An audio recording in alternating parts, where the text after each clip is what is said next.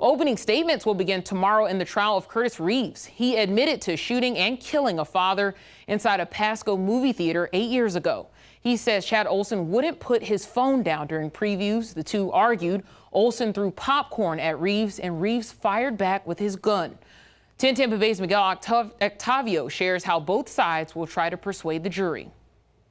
8 years of waiting could be over in weeks. 8 years is a really long time for a criminal case to be pending. Criminal defense attorney Rohom Khonsari says prosecutors will argue Curtis Reeves is playing an act. He's former law enforcement and should have known better on one side. But he says the defense will dispute by saying Reeves was in imminent danger. And on the other side, he's a frail old man that's being confronted by somebody standing over him. He says Reeves' age, now 79, could convince the jury as both sides present their evidence. But he says it'll be tough to prove Reeves, a former Tampa police captain, felt threatened. And that he's been trained in SWAT and trained to de-escalate a situation. And years of waiting could complicate the jury's decision. What witnesses share now may not add up to what they told authorities years ago.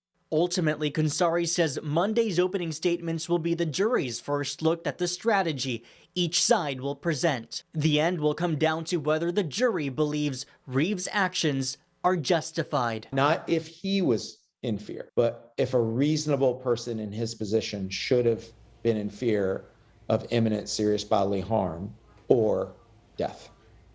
Now, Khonsari is not involved with this case. 6 jurors and 4 alternates were seated for the trial. There are 5 men and 5 women on the panel. All of them are white.